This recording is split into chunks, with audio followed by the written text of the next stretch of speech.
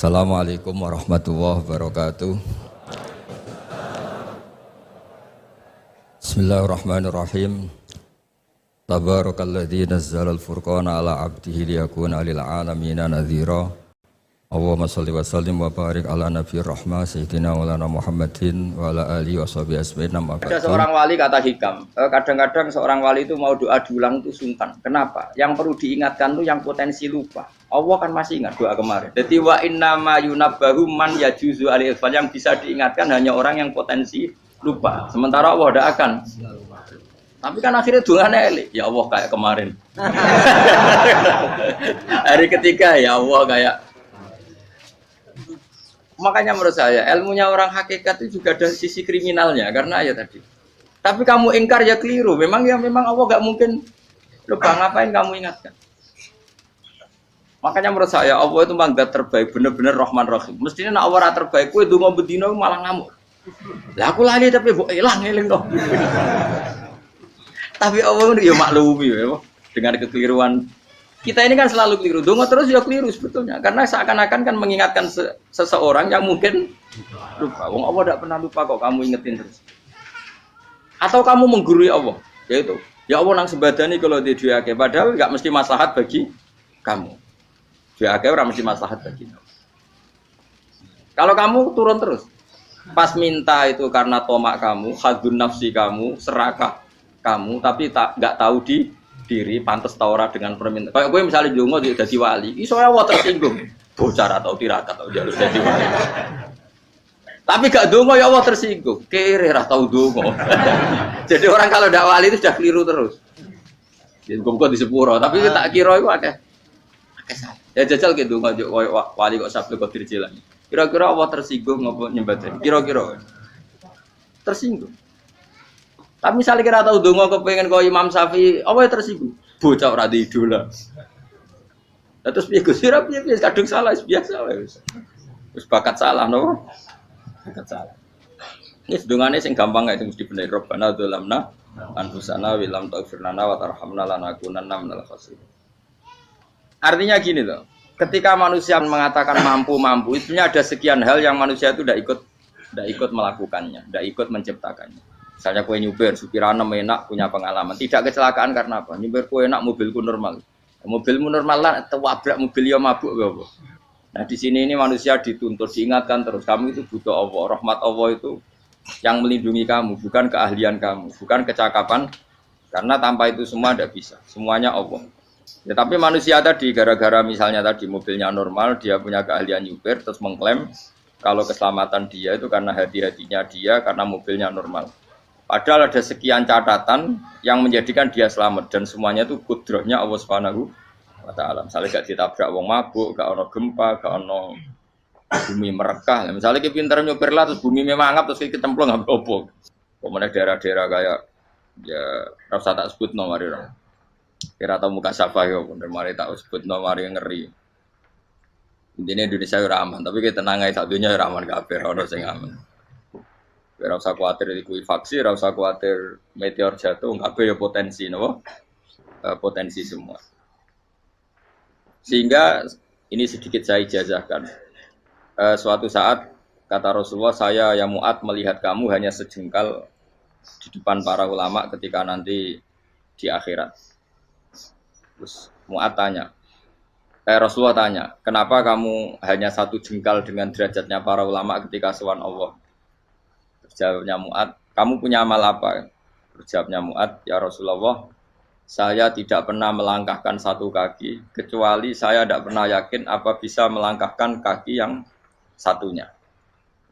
Dan saya tidak pernah mengunyah satu makanan, kecuali saya juga tidak pernah yakin apa bisa menelannya. Dan saya tidak pernah bernafas satu nafas, kecuali saya tidak yakin apa bisa nafas berikutnya. Saking dia tergantung ta'aluk semuanya sama kudrahnya Allah Subhanahu wa taala. Kalau kita ini kan sok. Kalau makanan sudah di depannya kayak pasti bisa makan. Kalau dia sudah sehat jalan seakan-akan pasti bisa meneruskan. Padahal 0, sekian detik gue melaku dihantam mobil ya selesai. Misalnya stroke ya selesai dan bisa jalan. Sehingga para wali-walinya Allah itu orang yang fi lahzatin min lahadzati, setiap apa kedipan dia, setiap perilaku dia itu hanya ta'aluk ambek Allah Subhanahu wa taala. Itu yang disebut ya ayyuhan nasu antumul fuqara'u ila. Nah, kemudian resiko makom ini, ya semua makom tak ada resikonya. Resiko makom ini itu biasanya dia lupa doa. Kenapa lupa doa? Karena doa itu terdefinisikan. Tak wari ilmu hakikat terus rungokno wis ra paham lah tak ulang no. Ya resiko ilmu saya ingatkannya. Ilmu itu kan ada dua. Ada ilmu yang karena didefinisikan. Dan itu akhirnya menjadi masalah. Sebenarnya ilmu itu tidak perlu definisi. Kedua, ilmu yang kita rasakan. Misalnya gini, kalau sama saya tanya, kamu pernah nggak minta jadi punya uang banyak? Nggak tanya, pernah nggak minta? Terus artinya minta itu terus disebut dua. Tapi kalau menurut Allah, sistem tubuh kamu yang menghendaki punya mobil, sistem tubuh kamu yang ingin punya uang banyak, reaksi tubuh kamu yang terhinakan karena ditagih orang atau butuh uang. Ini menurut Allah ya sudah kamu itu peminta-minta. Saya ulang lagi ya. Sehingga menurut Allah kamu minta tidak minta ya tetap berstatus peminta, pengemis.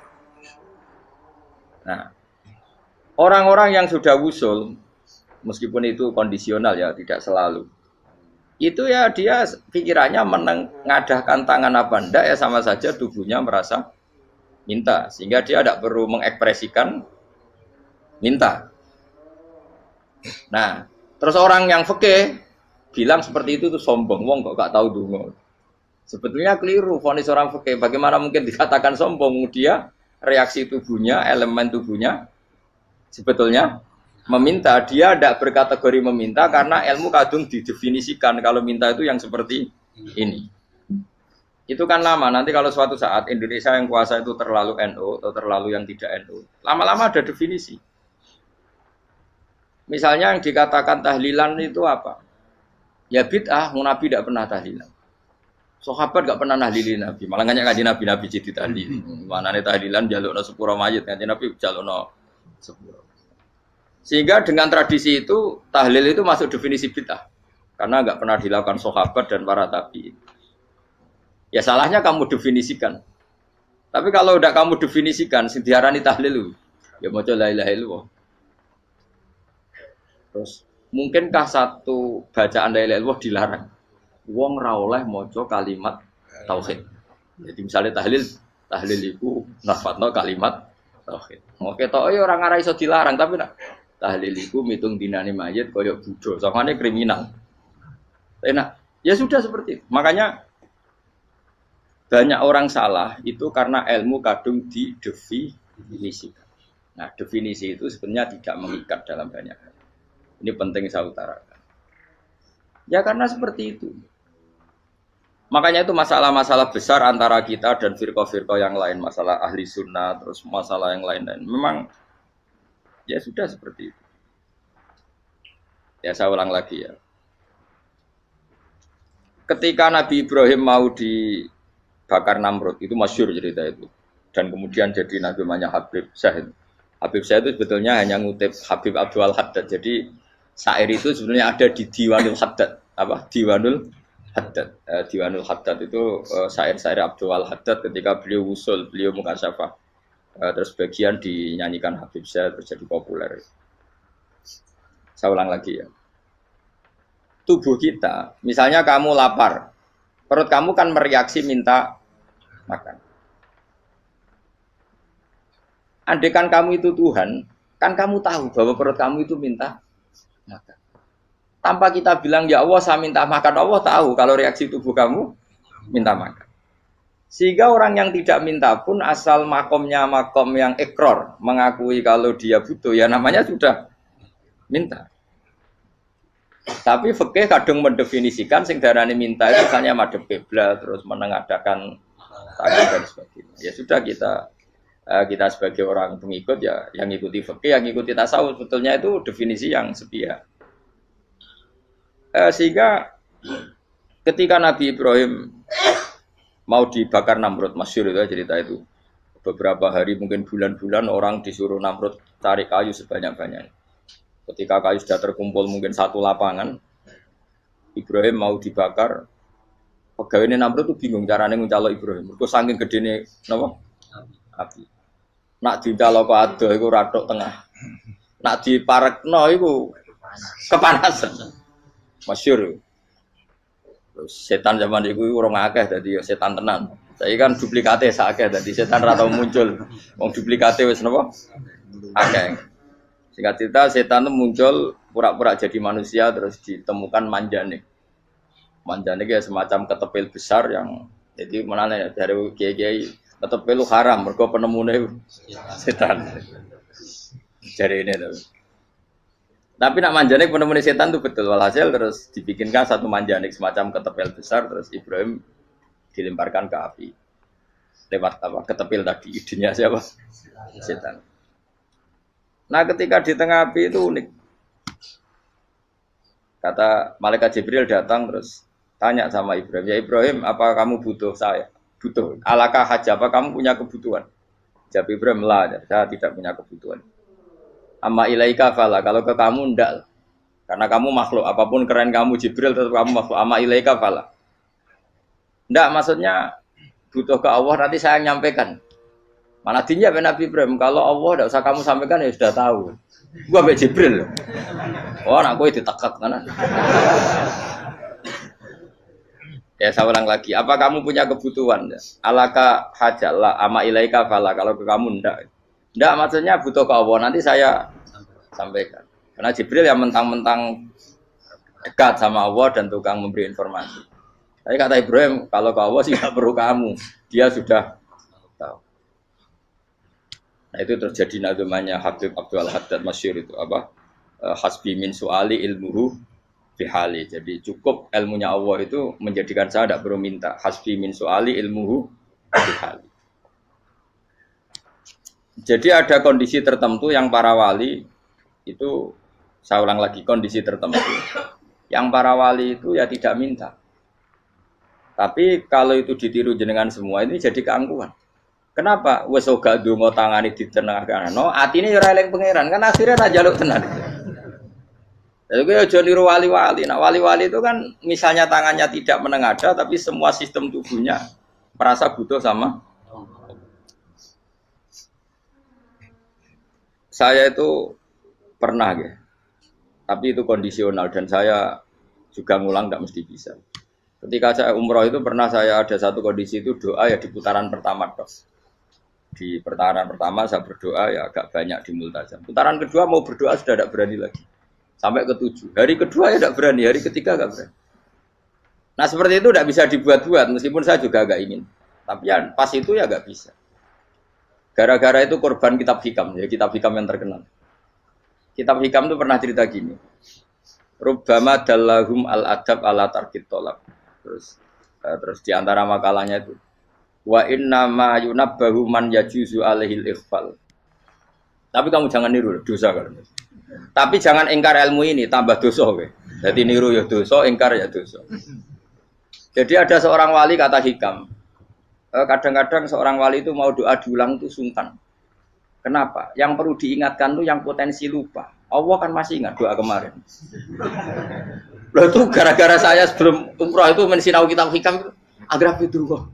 Ya Allah, sing tak dungani wingi ejek eling kok tak eling nomen ae. Dadi wa inna ma yunabbahu man yajuzu al-ifal, yang bisa diingatkan hanya orang yang potensi lupa. Sementara Allah tidak akan. Tapi kan akhirnya dungane eling. Ya Allah kayak kemarin. Hari ketiga ya Allah kayak. Makanya menurut saya ilmunya orang hakikat itu juga ada sisi kriminalnya karena ya tadi. Tapi kamu ingkar ya keliru. Memang Allah enggak mungkin lupa, ngapain kamu ingatkan? Makanya menurut saya Allah itu mangga terbaik, bener-bener Rahman Rahim. Mestinya nak Allah terbaik, kue dungo bedino malah ngamuk. Lah aku lali tapi mbok eling dong. Tapi Allah itu ya maklumi ya, dengan kekeliruan. Kita ini kan selalu keliru. Dungo terus ya keliru sebetulnya, karena seakan-akan kan mengingatkan seseorang yang mungkin lupa. Wong Allah tidak pernah lupa kok, kamu ingetin terus. Atau kamu menggurui Allah, yaitu ya Allah nang sebadani kalau di duake, padahal enggak mesti maslahat bagi kamu. Duake ora mesti maslahat bagi kamu. Maka ada sekian contoh yang wali itu dibully pangeran. Saya sering cerita, banyak cerita wali itu dibully pangeran, digarap ya pangeran. Ini gara-gara salah itu. Saya pernah cerita dan itu ada di hikam betul di kitab itu ada. Ada wali itu tukang hamal, hamal itu manol di pasar itu tukang angkut. Jadi kalau ada orang bawa barang berat diangkut dia, terus misalnya kalau dulu mungkin ya ke kereta atau ke singkat cerita terus diupahi. Setelah dapat apa dia pasti pulang karena dia hanya butuh makan satu piring karena dia tirakat makan satu piring untuk ibadah 24 jam. Singkat cerita dia ngeluh ya Allah, kamu tahu, engkau tahu saya ini pecinta engkau. Saya ini hanya butuh makan satu piring untuk kuat sholat. Tapi kenapa harus jadi juru manol? Berilah saya rezeki yang tanpa kerja. Nah, selang sekian hari dia dituduh maling. Terus di penjara, terus dapat rezeki tanpa kerja. Dia terjawab kenapa jadinya gini? Kan kamu minta rezeki tanpa kerja. Ya itu penjara itu rezeki tanpa kerja kan. Jadi Allah memperlakukan para walinya itu memang unik. Ya kadang dibully. Sehingga dalam cerita-cerita kenabian, kata Qadiyat itu, nggak ada orang yang sering dibully Allah kayak nabinya. Karena nabi itu orang yang dicintai Allah. Jika salah sedikit saja itu, cara pangeran, cara kampus itu digarap, pokoknya dipelonco, pokoknya salah sedikit. Misalnya begini, Nabi Yakub itu kan nabi. Dia mungkin nyon jauh gak tersadar nyembelih anak sapi itu di depan indukannya. Ya beliau mungkin spontan saja, Pak. Kalau kamu yang melakukan pasti tidak ada hukumannya karena Allah tidak pati peduli sama kamu sudah lah. Artinya gak peduli salah pantas saya ora jelas ya gitu. Tapi ini nabi. Ketika itu terus indukannya sapi tadi ya Allah, Yakub itu kekasihmu. Saya tidak berani sama dia karena dia kekasih. Tapi saya tetap menuntut keadilan. Dia harus merasakan susahnya dipisah dengan anak. Meskipun dia tidak nuntut rasanya roh anak sebelah itu tidak se ekstrim itu. Sapinya itu hanya nuntut ya Allah dia harus merasakan sakitnya terpisah dengan anak. Akhirnya Allah menciptakan Yakub mengalami terpisah dengan Nabi siapa? Yusuf. Itu kalau kata Qadiyat, itu kalau yang melakukan tidak Nabi pasti gak dibully Allah, dibiarin. Karena Nabi ini yang melakukan. Nah. Terus ini Nabi Yusuf lagi. Mana rasa daftar wali berat? Nabi Yusuf itu di penjara itu karena terdolimi apa karena memang dia salah? Terdolimi. Dan Nabi Yusuf itu Nabi. Nabi Yusuf itu Nabi. Nabi betul memang benar-benar. Meskipun ganteng dia Nabi. Syaratnya Nabi ganteng kira-kira mlebu. Nabi itu harus ganteng. Gak boleh. Nabi elek ora oleh. Karena Allah izin di kekasih kok kriting elek. Allah itu selera. Kabeh Nabi mesti yang paling ganteng di kaumnya, yang paling nasab. Enggak boleh Nabi kok pesek, keriting, enggak boleh. Tapi kalau sudah jadi orang soleh oleh kan. Tapi kalau Nabi enggak boleh. Nabi Yusuf bukan, masyhur kan cerita Nabi Yusuf dengan siapa? Zulaikha. Dan belum ada orang dalam keadaan darurat masih cerdas kayak perempuan. Jadi singkat cerita, ketika Yusuf diajak Zulaikha selingkuh enggak mau kan keluar dari kamar. Dalalah kebetulan wa alfaya sayyidah rajal. Itu si Zulaikha tadi spontan langsung bilang, wahai suamiku, apa hukuman orang yang ingin menodai keluargamu? Itu wong wedok. Padahal dia agak terencana, dia pun nggak bayangkan kepergok suaminya. Itu dalam keadaan kepergok itu masih cerdas. Suamiku, apa hukuman orang yang mau menyelingkuhi keluarga Anda? Singkat cerita suaminya murka, terus Yusuf di penjara, terdolimi. Ketika di penjara, kemudian Yusuf punya keahlian mentakwil apa? Mimpi. Kan tadi suaminya Zulaikha itu tidak sampai raja ya, kira-kira PM atau menteri. Raja itu punya mimpi yang bisa nakwil itu hanya Yusuf. Singkat cerita terus utusan raja datang ke Yusuf dan takwilan Yusuf terbukti benar. Tapi Yusuf ini seorang nabi, seorang lagi Yusuf seorang nabi dia tapi ya manusia. Bilang gini ke utusannya, coba bilangkan ke raja kamu di penjara ini ada orang yang di penjara secara terzalimi yaitu saya. Tolong laporkan ke majikan. Itu Allah tersinggungnya itu bukan main. Nabi kok lapor makhluk. Itu tersinggung. Nah kowe kan gak piye. Kowe ngajono proposal ya ora piye. Wis pokoke Allah kowe wis ra piye wis. Wong sampean swargane ya ora langsung wae ngono pokoke kira-kira kan sudah gak perlu ditegur.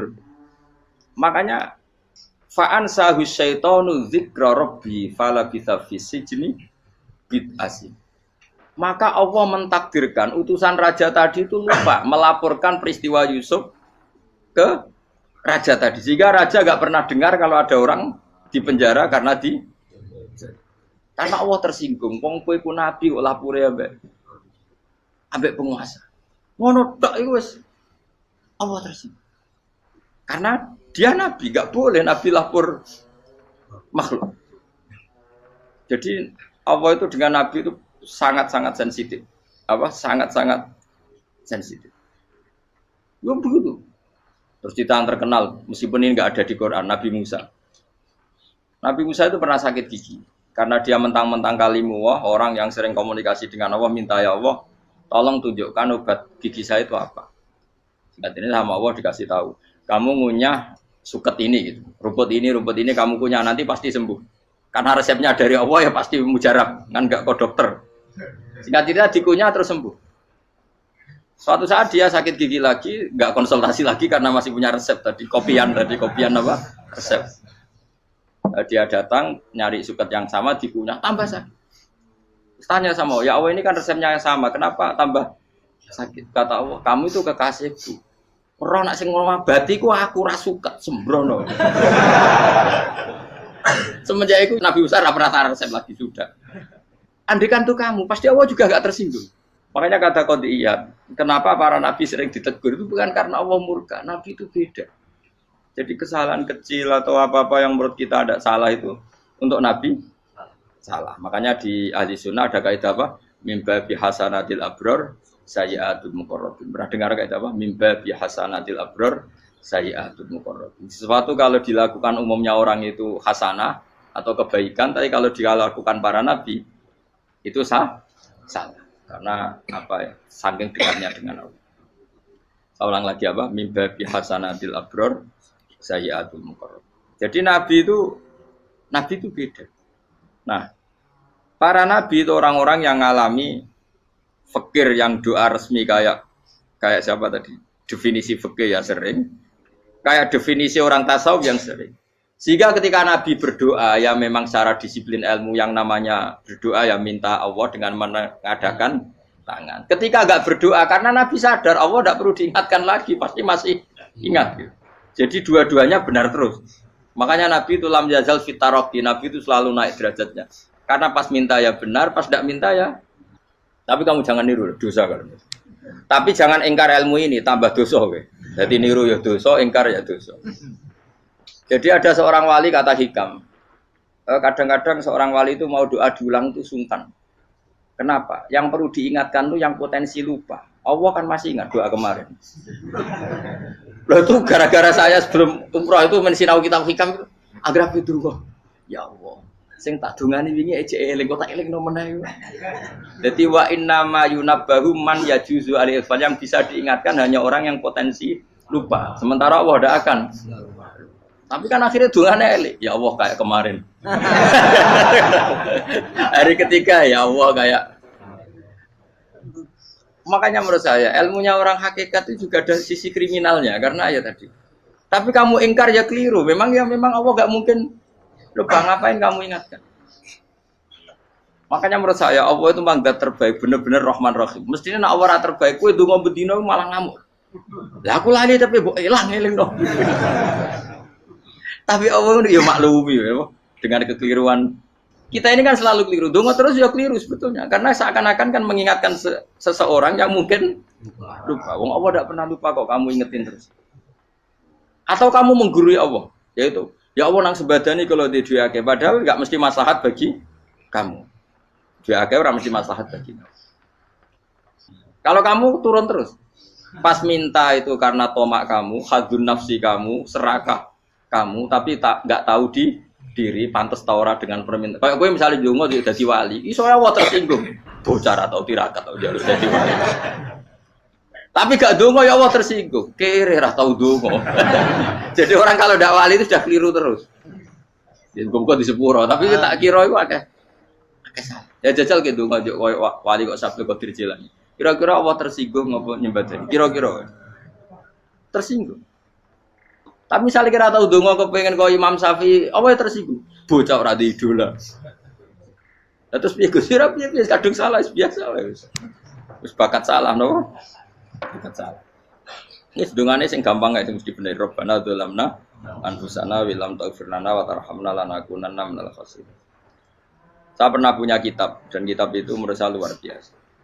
Bahkan ketika adu bully itu, adu cara mahasiswa itu kayak pelonconan itu.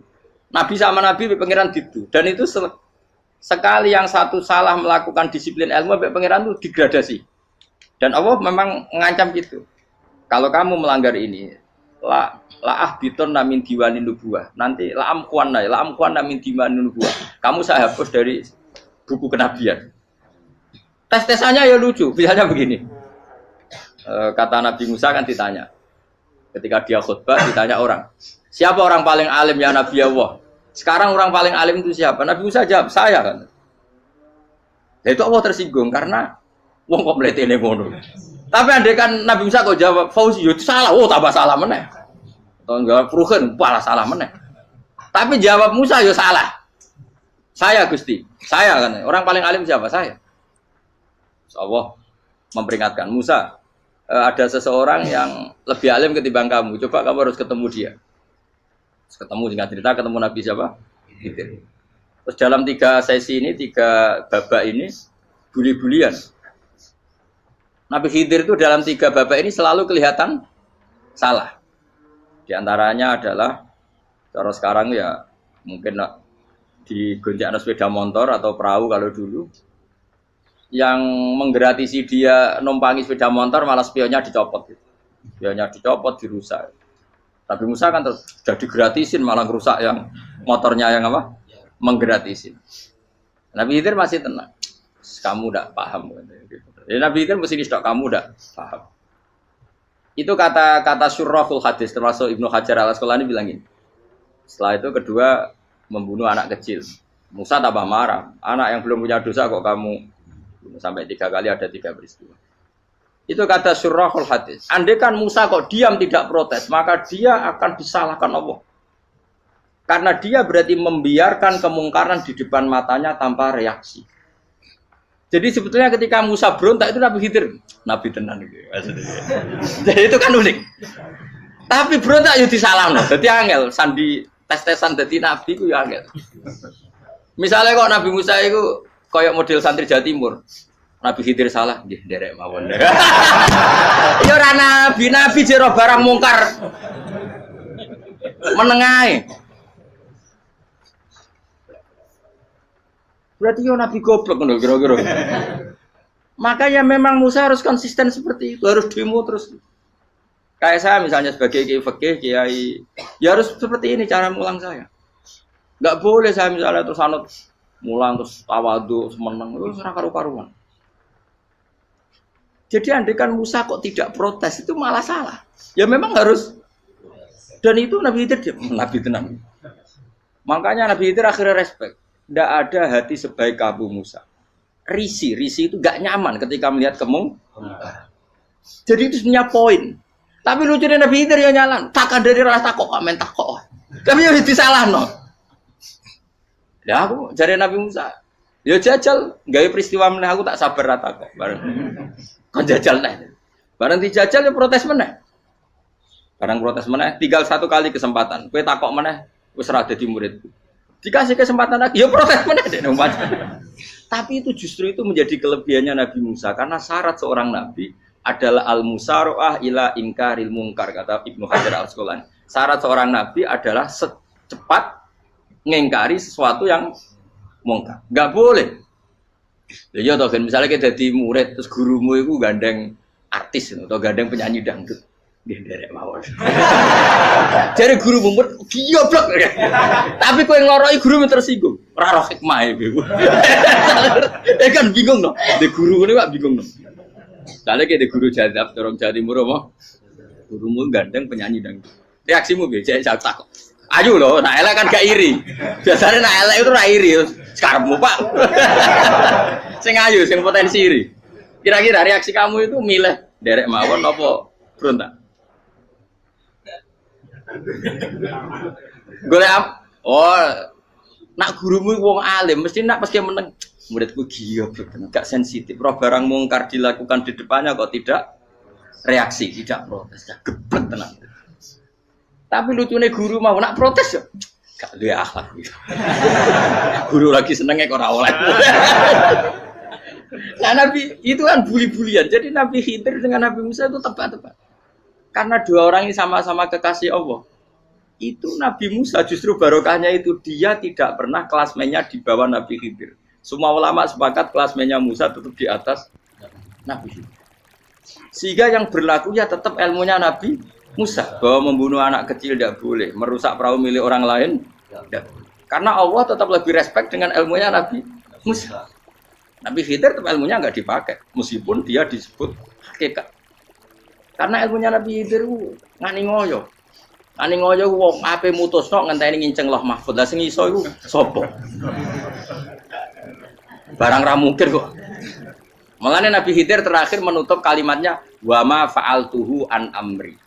Dzalika ta'wilu ma lam tasdi alaihi sob. Aku dhewe nglakoni ini ya ora roh, wis ditakdir nglakoni ngene wae. Dadi artine Nabi Khidir ya ora paham. Jadi wa ma fa'altu an amri itu terakhir kira-kira artinya saya sendiri tidak melakukan ini karena inspirasi saya sendiri atau keputusan saya sendiri. Tahu-tahu saya ditakdir melakukan. Karena pas itu Nabi Khidir disetting semuanya dengan ilmu hakikat. Yaitu bayi tadi memang kutiba kafiron. Kutiba apa? Kafiron. Memang dia nanti kalau umur nganti tua ditakdir mati kafir. Daripada mati kafir nanti, ya sudah mati sekarang. Tapi nggak mungkin kan ada syariat daripada soben beling pateni ke cilik. Ya ora ono syariat, tetap ikut Nabi Musa. Makanya kata Ibnu Hajar Al-Asqalani itu uniknya Allah sama para wali-walinya. Wali ku kelirullah, itu tetap disenangi pengen. Terus pengenan nabi ini yo gejul-gejulkan, yo pancen nak wong. Terus keempat kan. Tadi kan saya punya contoh 3, ini contoh keempat, ini terakhir. Kakean kok ilmu merah cukup tetap malah bingung enggak. Nabi itu minggat itu boleh enggak? Tanpa pamit, minggat itu pergi enggak pamit itu boleh enggak? Enggak boleh. Rasulullah meskipun kayak apa disakiti di Mekah itu tidak pernah minggat, tidak pernah hijrah. Saya ulang lagi, karena butuh izin. Tapi Allah pernah punya kekasih yaitu Nabi Yunus. Nabi siapa? Yunus. Itu Quran meredaksikan ya abako. Abako itu terjemahnya apa? Minggat. Kalau pergi itu dhahaba. Tapi ini Allah meredaksikan itu abako. Abako itu ya minggat. Nabi Yunus itu dakwah di daerah Nainua. Nainua itu ya Babylon sana. Kampungnya namanya Nainua. Ya daerah Babylon. Babylon itu kalau di geografis modern ikut Irak. Ikut mana? Irak. Jadi Kufa, Basra, Babylon. Terus siapa itu yang mengalahkan pasukan Yahudi dulu itu Bukhtanasor, Hebuket, Nazir itu ikut mana? Babylon apa? Babylon. Mama unsila alal malaka ini di Babila Harudamar. Makanya kalau ulama-ulama melihat Irak kacau sampai sekarang itu tidak kaget. Irak itu ardun mal'unah kalau di kitab-kitab. Bumi yang memang sudah terlaknati mulai dulu. Sehingga ketika ada kasus Saddam Hussein sekarang itu ulama tidak kaget. Zaman Rasulullah Sugeng itu Irak itu termasuk sudah bumi yang guna keazala. Jadi di sana pasti banyak fitnah. Fitnah pertama yang dicatat sejarah adalah Mautul Husain apa? Kapudutnya Said siapa? Husain di Karbala. Era Imam Syafi'i adalah zaman mifnah, ulama dibantai karena dipaksa mengatakan Quran apa? Makhluk. Terus konflik-konflik sampai era Saddam Hussein terus era sekarang jadi. Nah kita ini ulama sebenarnya tahu tarikh itu. Tapi di era modern kan dianalisis karena campur tangan ini itu ya sudah lah. Sebab goblok pun aja daripada ngebantah-bantah malah rakam. Sebab goblok, sebab pinter. Nah sekarang kan analisisnya kan, wah ini ada campur tangan pihak ketiga diciptakan nih saunu ini. Ya kalau intelijen harus ngomong seperti itu. Kalau kita seperti ulama memang dari dulu dicap Nabi hunalika az-zalasil wal fitan. Saya teruskan. Nabi Yunus itu dakwai kaumnya itu lama sekali dan tidak iman. Nah semua nabi kalau kaumnya tidak iman itu diberi hak Allah ngancam akan adanya adab apa? Ngancam akan adanya adab. Nabi Yunus ngomong gitu terusin. Nanti kalau kamu tidak iman itu pasti kena adab. Anggap saja dia ngancam gitu sudah berbulan-bulan. Singkat cerita, adab baru tinggal 3 hari lagi. Ayo nang iman, tinggal 3 hari lagi. Ya kira-kira dia ngomong misalnya Ahad, tadi Ahad, Senin, Selasa, atau kamu milih Selasa ya Rabu, Kamis. Singkat cerita Ahad itu dia gak kuat. Wah, semane kurang 3 dina kaumku tetep ora iman. Mangkel asem, minggat deh. Minggat ya jenenge wong minggat kan enggak punya tujuan, so asal pergi jauh saja. Ada perahu, sekenanya dia naik saja. Namanya minggat nih. Kalau bawa bekal terencana, bawa visa paspor kan plesir namanya. Jenenge minggat tuh ya enggak ya sekenanya. Enggak bersiap. Singkat cerita sampai ikut perahu nelayan tadi terus zaman itu ya ada mitos kalau ada gelombang yang enggak wajar pasti ada orang minggat. Terus ditanya siapa yang minggat Nabi Yunus kan orangnya jujur saya katanya. Ya sudah yang minggat harus dicemplung no, gitu. Ya, terus ada yang agak baik ya jangan gitulah. Ini kan kita semua butuh selamat. Dudi dulu. Terus Dudi satu lagi ketemu Yunus. Coba mungkin salah udahnya Dudi lagi ya ketemu sampai 3 kali ya ketemu Yunus. Makanya fasahama fakana minal mudhadis diuji dia kalah kemudian tenggelam. Fal taqamahul khutu wa huwa mulim. Dia diuntal, ditelan oleh ikan nun. Nah, di situ ikan nun digambarkan saking besarnya itu. Nah ini uniknya Allah sama kekasihnya. Sudah Allah menyalahkan tapi unik. Ikan ini kan itu sama Allah dikasih instruksi. Kamu nggak boleh makan dia kekasih saya. Terus ketika di perut apa? Ikan, dia kegelapan. Terus Nabi Yunus cita-citanya satu, ya Allah. Kalau saya sumpah gini saya tidak bisa baca tasbih. Makanya sama Allah disulap perut ikan itu jadi masjid. Jadi dia di dalam perut ikan ya santai saja tetap wiridan. Santai. Fana ada fi dzulumati alla ilaha illa anta subhanak inni kuntu minadz dzalimin. Ya dia santai aja wiridan karena perut ikan bagi dia adalah masjid. Ya dia disalahkan Allah karena abako tadi minggat hijrah tanpa pamit. Tapi juga dibela-belain Allah ikan tadi tidak boleh nelan. Ini perlakuan Allah sama orang yang bikin. Tapi karena dia nabi uniknya apa? Dino Ahad itu kaumnya do nginceng omah Nabi Yunus. Rame-rame nginceng. Lucunya cara nginceng gini. Nak Yunus ning omah berarti bodoh nih. Wong omah ana adab kok dene tengok-tengok. Bareng dinceng Nabi Yunus tuh gak ada. Oh tenan ana adab. Mulane wonge rawani ning omah. Itu unike pangeran. Jadi umpama dekne ra minggat ya salah. Umpama dekne ora minggat berarti kaumnya jare apa ana adab ana gempa bumi liku faksi kok dekne ning omah. Lah nek ana tenan ra mlayu. Nyatane gak mlayu. Jadi mbak Allah didesain minggat. Tapi nak minggat jadi salah, Nabi ora pamit. Makanya masyhur saya itu punya kitab karangannya Habib Alim Alama, babanya Habib Anis, Habib Ali bin Husain yang ngarang apa? Ali bin Muhammad bin Husain karang yang disebut Duror itu. Itu diantara doanya gini. Tapi jangan tiru loh, berawal gitu. Aku rawan ini loh. Cuma saya hafal secara ilmu, tapi saya tidak berani. Waj'al sayyiati man ahbab. Ya Allah, jadikan kesalahan saya itu kesalahan orang yang kau cintai. Terus pokoknya salah lagi jadi pengiran kadung seneng, salah lagi sampai wae wong seneng. Waj'al sayyiati man ahbab. Terus kowe lah dimanja wong tuamu anak paling disayang. Salah wae lucu. Kowe cah cilik. Kowe seneng cah cilik. Salah wae. Cano gelas yo lucu, tiba yo lucu. Tibane cah tuwek-tuwek.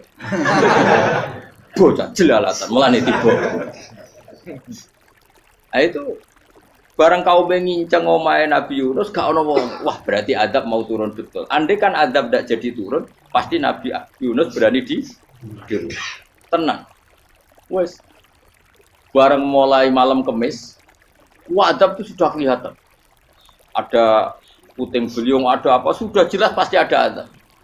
Kaum yang lapangan tobat finish. Secara bal-balan menit-menit apa? Terakhir. Kowe iku ambek pengenan ditampa tobaté. Wes gak sida tak adab wong kowe tobat. Singkat cerita Nabi Yunus hari ketiga atau apa dia selamat. Pakai versi yang umum saja. Selamat faltaqamaul hutu bahwa falaula annahu kana minal musabbihin la bi batni la yaumi yub'atsun. Akhirnya dimuntahkan sama ikan nun tadi terus dia keluar.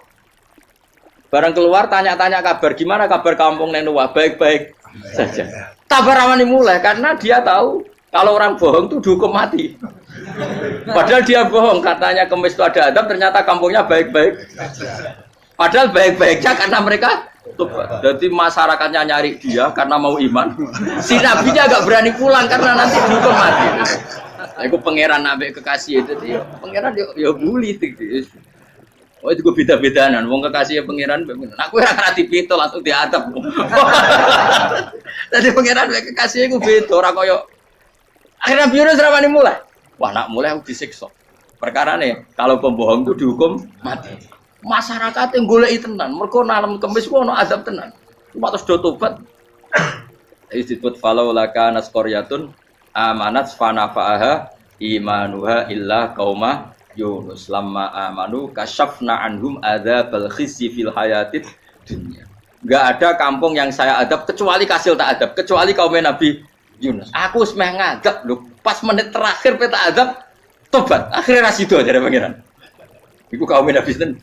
Iku yo barokah minggate Nabi Yunus. Lah iku nabi. Wong kliru kok barokah. Iku nabi. Umpama Nabi Yunus ora minggat, kaume berpikir Yunus bohong. Wong ape ana azab kok tengok-tengok. Nengom.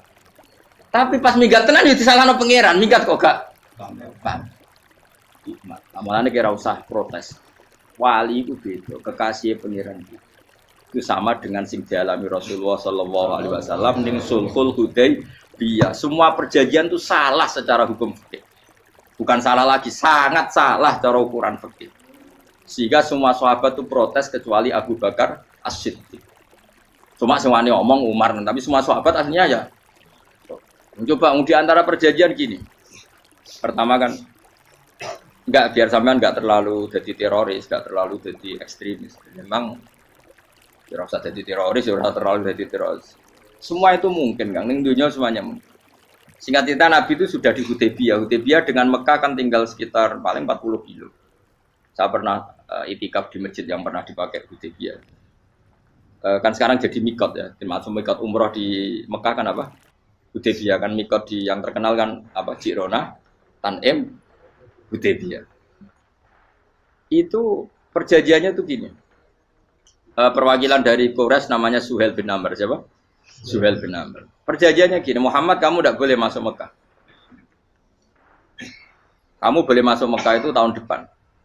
Padahal Nabi sudah bilang ke para sahabatnya, ayo kita umroh. Dan diberi hak umroh. Tapi setelah sekitar 40 kilo masuk Mekah, dicegat sama orang kafir Quraisy. Lah, Nabi sakit tenan.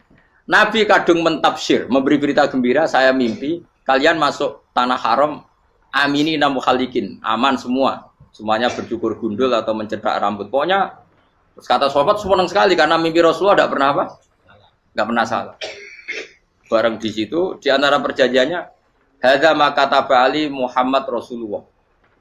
Ini perjanjian yang ditulis Muhammad Rasulullah. Kata Suhail, hapus kata Muhammad Rasulullah. Kalau saya tahu kamu Rasulullah tidak saya perangi, tulis Muhammad bin Abdullah. Kata Rasulullah, ya Ali hapus tulisan Muhammad Rasulullah. Kata Ali, tidak saya akan menghapus setelah Muhammad Rasulullah. Jadi Nabi unik. Hapus gak popoli, masih bu hapus aku tetap Rasulullah. Wong tulisan wae. Jadi Nabi ya rileks saja. Tapi Ali katanya, fawwama ana bimakhihi abadan. Saya tidak akan menghapus tulisan itu selamanya. Kata Nabi, kowe nek ora gelem ngapus, tanganku didono, aku sing ngapus. Nabi kan umi tidak bisa baca terus. Tangannya Nabi sendiri yang dilewatkan Ali ke tulisan itu sehingga terhapus. Nabi ya rileks. Wong tulisan wae aku ora ditulis Rasulullah ya tetap Rasulullah. Nabi masih rileks. Terus perjanjian kedua, kalau ada orang kafir Quraisy masuk Islam harus dikembalikan karena berarti keluar dari habitat. Tapi kalau sudah Islam kok masuk kafir lagi harus dibiarkan karena berarti kembali ke habitat. Nabi bilang ya nggak masalah. Semua perjanjian itu merugikan Islam. Itu secara fikih pasti salah. Akhirnya Umar itu protesnya keras sekali. Ya Rasulullah, apa engkau masih nabi? Utakai sengak. Apa engkau masih nabi? Dan Nabi siapa santai bala ya saya masih nabi. Tapi kenapa kamu hinakan kita dan memberikan kehormatan pada orang-orang kafir itu? Siapa kan Nabi lucu. Ya agama iki wae pangeran. Masih aku perjanjian ning ngono kok pangeran sing angkat agama iki tenang wae. Kanjeng Nabi ku yo perjanjian mek manusa gampang. Jadi Nabi itu saking imannya Allah tetap yu'izzu hadaddin. Allah pasti memuliakan ini agama. Apapun perjanjian yang diciptakan manusia. Makanya bapak saya, Mbah Mun guru saya itu ngaram-ngaram tenan mikir Islam. Islam mbok pikir haram, ono sing duwe. Ben ngono. Dunya rusak kok apa ben. Tetep Islam ku mulya. Rasa mbok pikir terus keliru-keliru lah perjanjian dunya keliru lah. Lo coba Uni Soviet kayak apa hegemoninya? Kayak apa kuatnya Uni Soviet? 100 tahun mengkooptasi Uzbek, Tajikistan dan tapi apa bisa menghilangkan keimannya orang Uzbek Ceknya? Ketika Uni Soviet bubar langsung malah negara-negara itu jadi persemakmuran yang negara apa? Indonesia kayak apa? Dikooptasi, PKI, dijajah Londo 350. Mbah Soleh Darat alim zaman Londo, buyut-buyutku alim zaman Londo. Iku semondok Mekah ya alim. Zaman PKI akeh wong alim. Saiki ayo, zaman Islam Nusantara apa ono sing alim koyo. Jadi Islam menarik zaman wis di regani negara, zaman rung dinegani negara iku wis mul. Karena ini agama milik Allah. Punya ketahanan yang luar biasa. Makanya dari Nabi tentang kayak perjanjian salah lah, enggak apa-apa. Inna wa ta'ala a'azza hadati.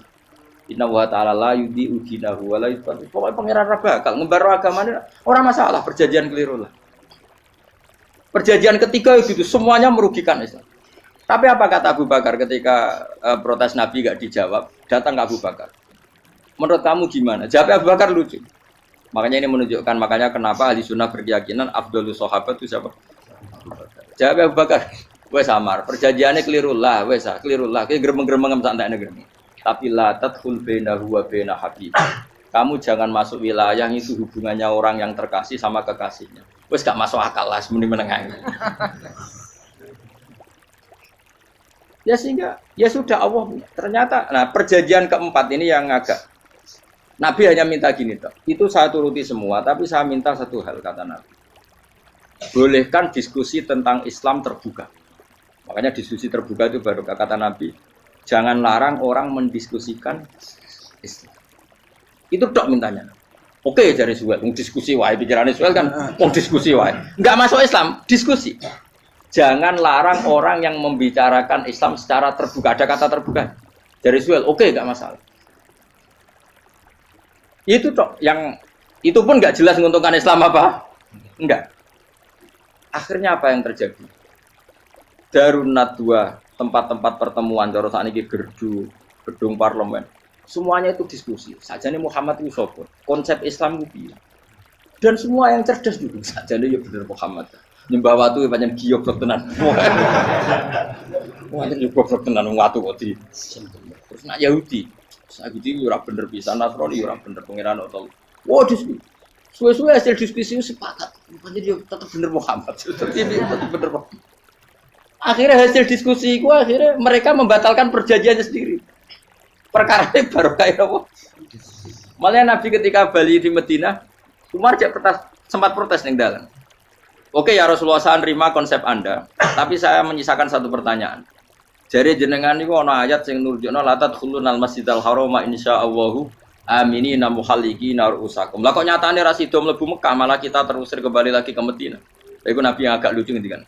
Mar, ning ayat iku ra gak ana taune. Apa ana ayat iku taun iki? Sing ngatene taun iki ra kowe. Dari Nabi yo ora ana taune ya. Ora ana taune kok tauni dhewe kan kira-kira. Ayat itu kan gak ada tahu nih, Umar sing GR nafsiri tahun ini.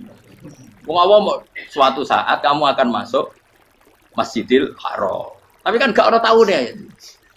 Apa di ayat itu ada tahunnya Umar? Dan Allah bilang tahun ini ya enggak, ya sudah kalau gak ada tahunnya, ya pokoknya mesti kapan-kapan terjadi. Tapi orang saya ikut. Kayak Sugih Rugen kan gak ada tahu nih, orang saya. Mau aku dong gak ada Sugih, tapi kan tanpa tahu. Itu sesuai. Nah. Akhirnya apa yang terjadi? Ada diskusi masif di Mekah. Setiap yang cerdas, setiap Nabi tanya, Abu Sufyan siapa? Nabi mau komentar gini, sama siapa teksnya? Misluhu la yajhalul Islam. Kalau Islam sudah didiskusikan, otak secerdas Ikrimah bin Abi Jahal, secerdas pasti tidak bodoh tentang Islam. Maknanya pasti akal yang waras memilih Islam. Wah, akhirnya Islam jadi masif. Ya sudah, karena Islam sudah masif, tokoh-tokohnya cenderung Islam, akhirnya perjanjian itu dibatalkan sendiri. Akhirnya waro'aitan nasa yadkhuluna fi dinillahi afwaja. Akhirnya mereka berbondong-bondong masuk. Itu artinya apa? Nabi ku gawe perjanjian cara fikih keliru wae, cara fikih cara zahire keliru wae, tetap barokah karena punya hubungan khusus dengan Allah Subhanahu wa taala. Makanya la tadkhul bainahu wa baina habib. Itu kan kayak ya sudah seperti di pangeran, makanya Sayyid Ali itu Sohibu Simtiduran nak dungawi di antara doanya waj al sayyiati man ahbabta. Jadikan ya Allah kesalahan saya, kesalahan orang yang engkau cinta. Karena ulama nyontono ngene, saiki Nabi Adam ambek iblis itu padha salah itu. Enggak jawab. Padha salah, iblis itu salah bodoni Nabi Adam salah dilarang mangan wit khuldi tetep mangan. Mau trimo rayuane sinten? Iblis. Tapi wong piye-piye pangeran ku seneng Nabi Adam. Sediluk diusir bar sumajtabahu rabbuhu fataba alaihi wa bar langsung Adam urung metu ke swarga wis diwarai. Dam kepengin tak sepuro nggih, tak warai dongane. Iblis tak diwarai. Makane kena ndonga, longkuan. Dadi ngene ke ya pokoke wong disenengi ku menang kan. Lah kaya aja ndonga iku, kowe ora bakat wali biasa wae iki cerita. Ya sudah seperti itu. Ya, tapi emang ya sudah seperti itu. Nabi Adam itu urung pati keusir tenan, wis fatalaqa Adam rabbi kalimatin fataba. Jadi urung terlalu jauh dari surga. Kemana lagi pas pertama medun ke bumi ambek Allah wis diwarai beberapa kalimat sing dadekno di sepuro. Qawat al sayyiati man ahbab. Jadi penting kalau atur namanya wilayah-wilayah kenabian itu wilayah yang kita tidak pernah tahu detailnya, tapi kita yakin Nabi itu para kekasih Allah. Dan agama Islam ini juga agama paling diridhoi. Maka di zaman apapun, kecewa apapun dengan perjanjian dengan negara maupun dengan dunia, Islam tetap dihormat pangeran. Wis ora usah kuat. Mikir Islam ku keliru. Nangit mayo oleh nak mikir keliru. Agamane pangeran kok iki. Saya masyhur. Sayyidina Umar itu kan khalifah paling sukses masalah futuhat. Di masalah apa? Futuhat.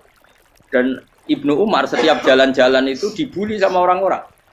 Ya Ibnu Umar, mbok ya kamu itu minta sama bapak kamu supaya dia nyebut penggantinya siapa. Atau bikin suksesi lah. Jangan kok dia khalifah sukses kemudian tidak jelas juntrungannya. Kan dia tetap mati suatu saat.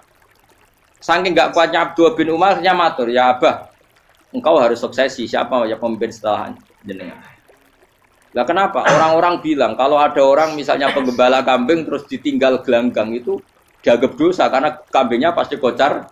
Apalagi ini urusan umat. Kalau tahu-tahu mati sebelum sesi ini pasti kacau. Umar langsung marah. Agama Islam juga sama dengan kambing kata Umar.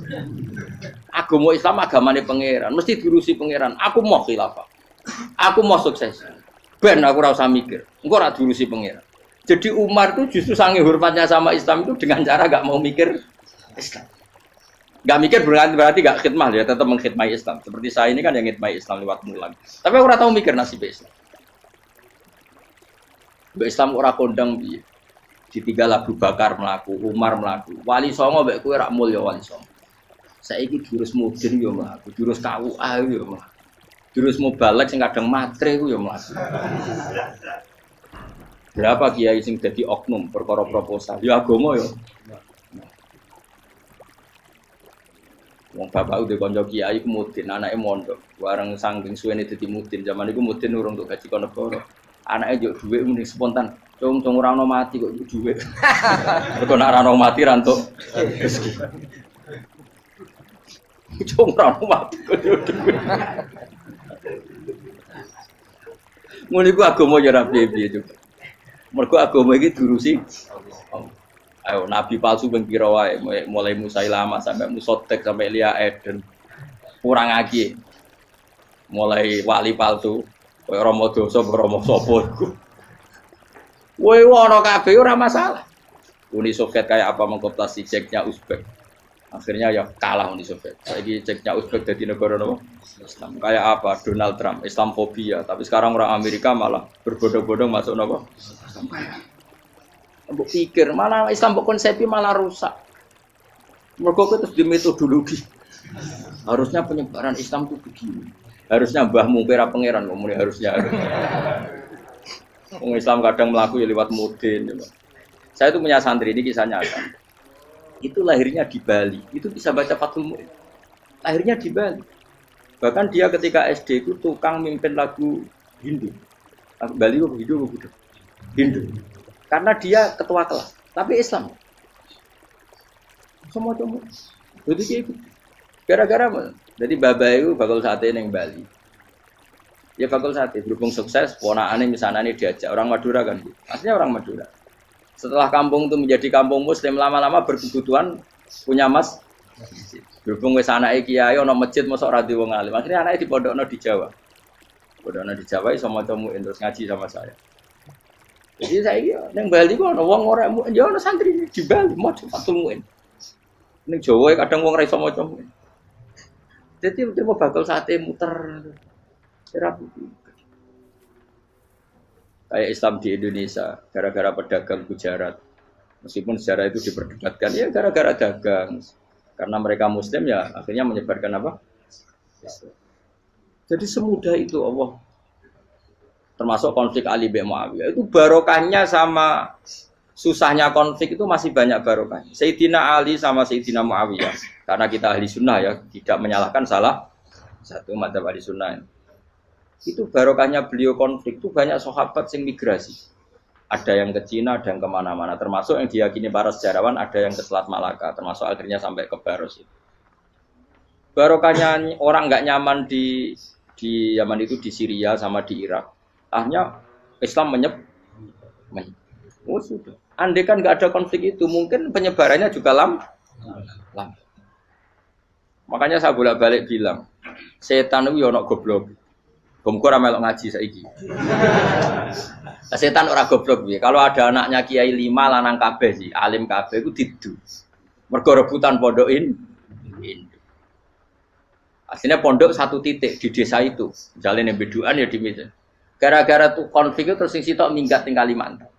Gara-gara anak kiai yo gawe pondok ning Kalimantan. Sitok minggat ning Sumatera, anak kiai yo gawe pondok ning Sumatera. Cara setane gak ngedu, malah pondok tetap satu titik. Tapi setan itu goblok, ora roh. Akibat ngono iku ora roh.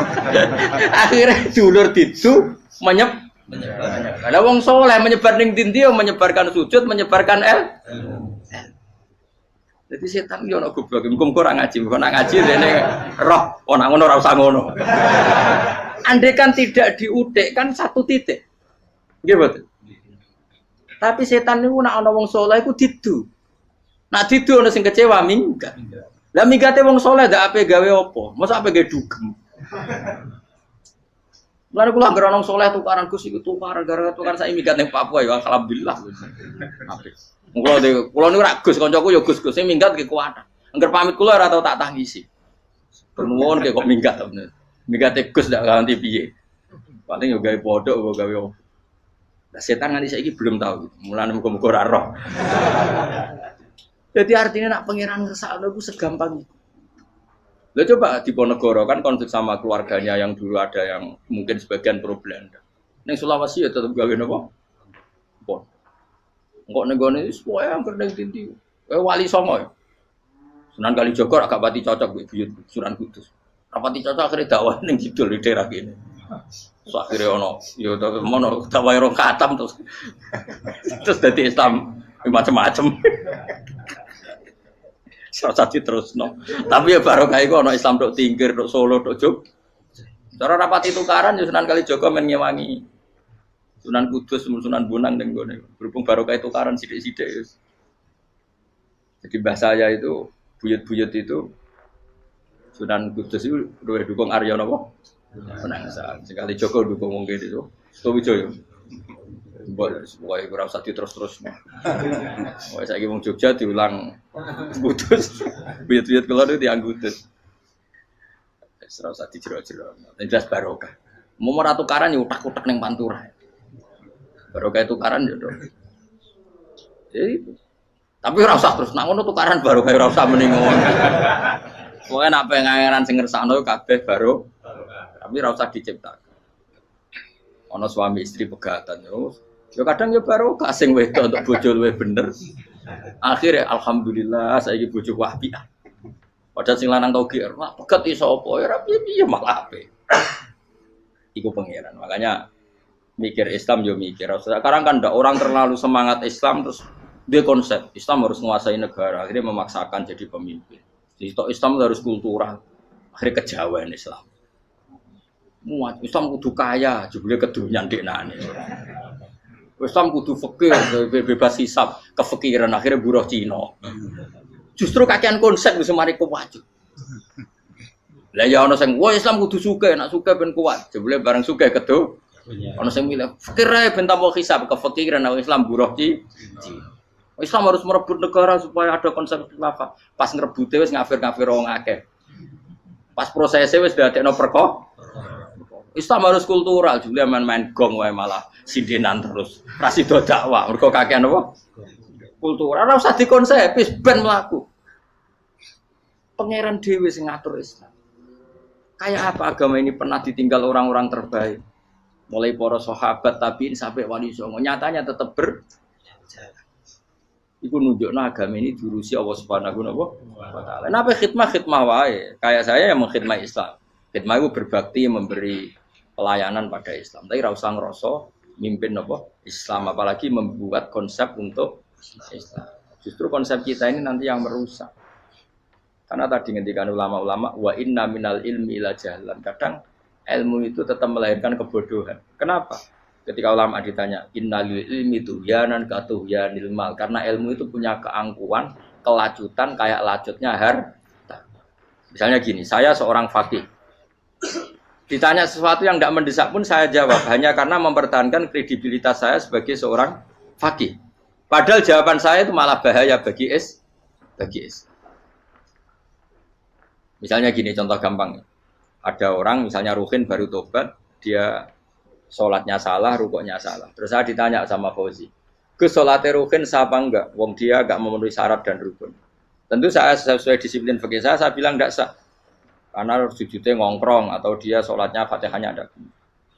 Padahal andaikan saya ada jawab lebih baik. Karena apa? Bisa saja menurut Allah sholatnya dia enggak sah secara fikih tapi diterima Allah. Karena dari tidak sholat menjadi sholat. Itu kan ibarat begini. Orang makan tela yang agak-agak beracun, tapi tidak racun yang mematikan. Itu baik apa enggak? Ya tidak baik jawabannya.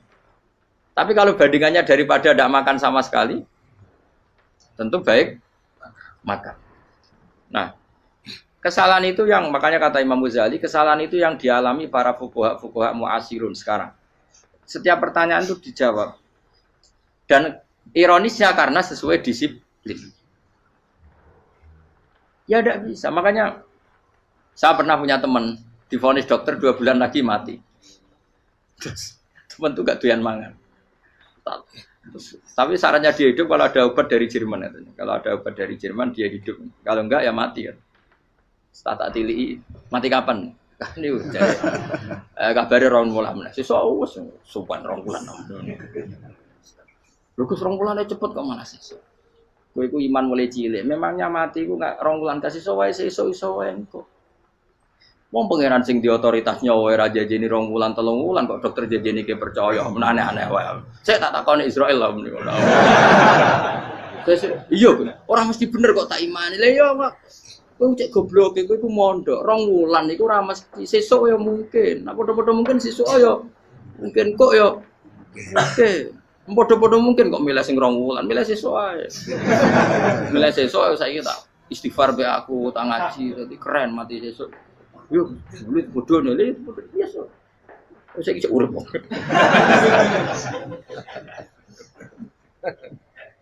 Ya karena tadi sesuatu yang enggak otoritasnya itu kita ini kan jadi orang aneh. Agama mulai dulu mengajarkan kita beribadahlah kepada Allah seakan-akan kamu mati besok. Nak kowe santri tenan tanpa diancam mati 2 wulan iku nek ibadah kok mati sesuk 2 wulan iku kesuwe.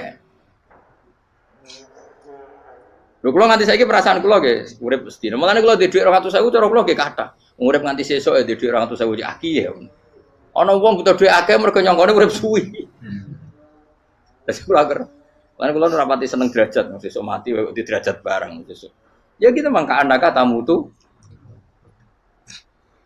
Akhirnya dia terus mulai rileks, mulai sebelum malah ramati. Sembrono terus. Maksud saya itu kita makanya kembali lagi antumul fuqara'u ila. Kita ini butuh. Makanya kula suwun soalnya anut para nabi dan kalau ada kesalahan para wali, para nabi itu kesalahannya apa? Mimba bihasanatil abrar sayyiatul muqarrabin. Jadi nabi itu karena hubungannya dengan Allah sangat apa? Dekat sehingga hal-hal yang cara zahir itu salah tapi itu menjadi menjadi berkah dan kita tidak pernah tahu kayak apa sulhul apa Hudaybiyah. Makanya kata Abu Bakar enggak ada sulhun a'dhamu minal Hudaybiyah. Enggak ada perdamaian yang lebih afdal ketimbang Hudaybiyah. Makanya saya itu termasuk ulama yang setuju misalnya di McGill di Amerika atau di Kanada itu kan ada Islamic Studies. Saya pernah ditanya, Gus, kalau ada sekolah perbandingan agama menurut kamu setuju enggak? Saya bilang enggak masalah. Yang penting asal yang dikaji itu Islamnya, bukan orangnya. Kalau yang dikaji orangnya ya copet Indonesia ya Muslim. Kadang koruptornya ketua partai Islam. Wonge kan macem-macem. Yang dikaji Islamnya loh, asal yang dikaji Islamnya. Jangan orangnya. Orangnya bulet-bulet. Wah, juara lah no. Juara. Karena pikiran saya niru Hudaybiyah. Ketika Islam didiskusikan secara masif, tetap yang unggul itu Islam. Makanya Rasulullah minta, enggak apa-apa, semua perkara saya setujui, cuma jangan larang orang mendiskusikan Islam. Artinya di Mekah, di Darun Nadwa, di pojok-pojok kampung, di perapatan-perapatan orang tanya, sebetulnya Muhammad itu maunya apa? Terus mereka ada yang bilang, ya Muhammad kepinginnya wong nyembah pangeran. Pangeran itu apa sih gaya langit bumi? Akhirnya sih itu, iya, pangeran di pantas sih gaya langit bumi. Pangeran ulah tahu saya apa-apaanan. Soalnya yang mulai cerita, iya aku tahu nyembah. Pas tuyoi luwak. Sampai aku izin pangeran tuyoi. Soalnya sing cerita meneh aku tahu pas nyembah pas tangane copok. Wah itu cerita kenaifane pangeran itu. Ya gara-gara boleh dulu nggak boleh dilarang oleh negara. Negara itu pinterin Nabi ya. Mau aku jaluk orang boleh mendiskusikan. Karena kalau didiskusikan pasti ja'al haqqu wa zahaqal. Mohon kalau terus nanti. Inna wa yusmi'u may yasha wa ma anta bimusma'in man fil kubur. Fa alam tarono ta ora ngerti sira eta alam tekse ora ngerti sira anna wa ing satuna wa ta'ala iku anzala nurono sapa wa minas sama'i sanging langit. Awan nurono ma'an ing banyu. Fa akhrajna mongko ngetokno sapa ingsun fi tetep ing dalam dawa akhrana iltifatun ta iltifat. Iltifat itu pindah anil ghaibati sanging dhamir ghaib. Mestine kan fa akhraja, tapi dadi napa? Fa akhrajna. Harusnya kan Allah menurunkan hujan dari langit, kemudian Allah mengeluarkan beberapa buah. Tapi diganti apa? Fa'akhirnya. Kemudian kita Allah maksudnya. Kami Allah menurunkan bihi sebab anane mak samarot ing boro-boro buah. Mukhtalifan ingkang werna-werna apa alwanuha pira-pira wernane samarot. Maksudnya Allah ingin menunjukkan kekuasaan. Sekarang orang sama-sama dari sperma. Ada yang kafir, ada yang mukmin, ada sing kriting, ono sing bangir, ono sing elek. Anggap aja kayak buah. Buah itu dari tanah yang sama, dari air yang sama. Kemudian melahirkan buah yang beda. Memangnya misalnya buah sing kecut ya ning bumi Indonesia. Pinggirnya ditanduri pelem manis ya ning bumi Indonesia. Mestinya kan kalau buminya sama kan nak kecut kabeh, nak manis. Tapi ternyata enggak. Allah bikin buah yang macam-macam rasanya, macam-macam warnanya dari tanah yang satu, dari air yang satu. Itu kenapa gitu? Ya saking kudrahnya Allah, saking kekuasaan Allah. Mukhtalifan khali warna-warna apa alwanu habra-habra warnane samarot ka akhdara kaya dene ijo. Wa ahmarolan abang wa asfarolan asfar. Asfar itu agak kekuningan, wa irial lan liyane kabeh. Wa minal jibali lan iku setengah saking pira-pira gunung judadun uta pira-pira dalan. Delala Allah masih ada gunung sing tak tahu diambah manusa lah ya. Delala ada desain alam yang paling layak ada ya selalu ada yang layak dilewati jam wujuda tori konteks dalan fil jibri lan liyane napa jabal bidon kang putih-putih ya kados gunung-gunung teng Indonesia. Nah didelok waduh kemudian ada jalan mesti nyelirit ketok putih wa khumrun lan ana sing kemerah-merah ron ke kuning-kuningan ya mukhtalifun ingkang beda-beda alwanuha apa pola warnane judat fil jibal bisidati ana sing terjal wa du filan ana sing kropos yes kaya gunung-gunung itu kan ana sing apa cengkramane ku enak berarti sidah ana sing napa dari tanah sing napa kropos wa qara bi busud lan pira-pira watu kemloso ya kuna manane kemloso watu besar sudun kang ireng-ireng atfun ala judat suhur ning pira-pira watu syadidatu sawati kang banget ireng. Artinya gini loh. Intinya misalnya bumi itu dari apa? Kita tidak pernah tahu. Kalaupun tahu, kita tidak bisa mengendalikan. Nyatanya bumi warnanya macam-macam, buah-buahan ya macam-macam. Iku nunjukno kabeh iku kudrohe Allah Subhanahu wa taala. Yuqalu den ucapno kasiran kang akeh aswadu tur banget ireng hirbibun wa qalilun hirbib aswad. Niku bahasa mawon wis pokoke wong Arab niku biasa ireng banget, ireng jelinteng. Lah ngeten. Aswad itu maknane iku wong Jawa nek muni ireng banget misal ireng jelinteng. Pokoknya wis ireng disifati sesuatu yang mempertegas apa? Kehitamannya. Wa minan nasilan setengah sayang manusa wa dawabilan pira-pira napa kewan. Wal anami lan pira-pira raja kaya. Jadi kalau dawab itu mulai melata ya dawab, mulai kodok ya dawab. Nanti mulai kewan apa saja itu dawab. Kalau an'am itu lebih yang agak terhormat kayak apa? Kambing, kayak unta, sapi itu masuknya apa? An'am mukhtalifun utai sing beda-beda apa alwan pira-pira warnane iki kabeh. Ya kadalik kaya warnane pira-pira kewan. Pira-pira tanduran. Jadi maksudnya ngeten nih. Kalau sampai nangan-nangan, misalnya sapi putih, engkau tahu-tahu dia anak rodok kemerah-merahan, engkau dia anak ke hitam dari mani yang sama. Dulu-dulunya misalnya, enggak Gus, kalau hitam itu pasti babanya ada yang agak hitam. Senajan toh sekarang pas bapaknya, indukannya, ibunya sudah putih. Tapi tetap aja asal-usulnya dari satu. Ya tetap asal-usulnya dari satu. Sekarang jadi variasi banyak, tetap asal-usulnya satu. Kok sampai beda-beda itu kabeh kekuasaane Allah. Eling-eling ya. Terus hampir semua ulama itu sepakat ya. Jadi dawuh pangeran itu nanti ngikat itu statusnya dulu. Apa? Statusnya dulu. Nanti kalau status itu jelas, nanti ketentuan hukum ya hanya di status itu. Soalnya lagi hanya di status itu. Misalnya gini, wa anzir bihil ladina yakhafuna. Peringatkan dengan Quran orang-orang yang punya rasa takut. Rasa takut akan nanti ketemu Tuhan. Yaitu tengororo mahsyar, ayyuh saru ila rabbih. Nah sekarang pertanyaan saya, yang merasa takut akan terjadinya mahsyar, terjadi ketemu Allah itu orang mukmin apa orang kafir? Tidak jauh itu. Orang mukmin. Ya sepakat ya, karena yang punya perasaan yakhafun itu hanya orang mukmin. Sebab itu Imam Suyuti ngendikan wal muradu bihim al mukminun al asun apa? Wal muradu bihim al mukminun al asun. Jelas ya, ini masih jalalan ya. Kalau gue kira paham ya. Mulane sedurunge ngaji ku sinau kok nyocokno ilmu, paham ya? Jadi agar aku kok cocok terus ya saling bagus bae kan oleh enak. Terus minggu berikutnya ora usah ngaji, kan wis padha no. Ya dari sedurunge ngaji kok sinau. Kok ternyata keteranganku kok padha, ya wis langsung mulai ono padha. Ya, lah narasi sinau terus pinter ning kere malah ngeklaim ladu yo. Malah repot meneh. Tapi kalau seneng sing keklaim, gampang syukur, no? Kalau baleni malah ini, saya banyak baca tentang ulumul Quran banyak tidak selalu. Status itu penting sekali.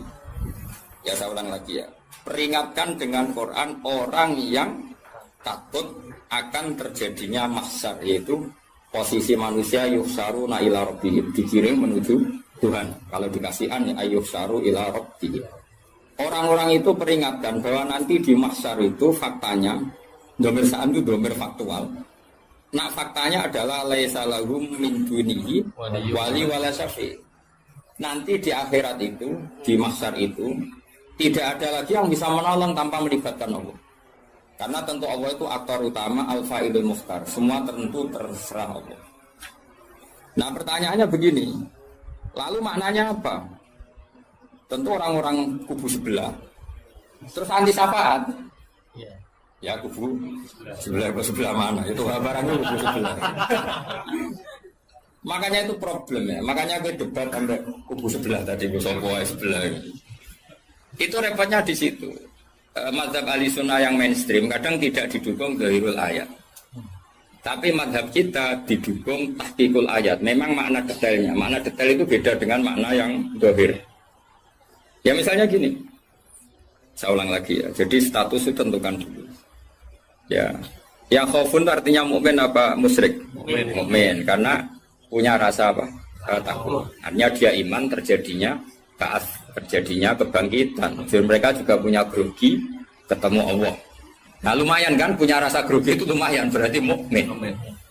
Tapi yang boleh grogi itu hanya al mukminuna al asun dari maksud. Yang punya grogi itu hanya orang mukmin yang maksiat. Kenapa demikian? Karena kita tahu ala inna auliya Allahi la khaufun alaihim wa lahum yahzanun. Kalau kita wali kan tidak ada rasa sanane kangen pangeran. Makanya wali-wali itu sampai mati seneng, kangen pangeran kok mati beneran nang ketemu sing disenengi kan. Tapi wedi kan mergo ngerti alamat. Sing anggere sing wedi mergo sadar alamatnya kemana, napa? Ngerti alamat tem. Nah, kalau wali itu kan pikirannya tadi la khaufun alaihim wa lahum yahzanun.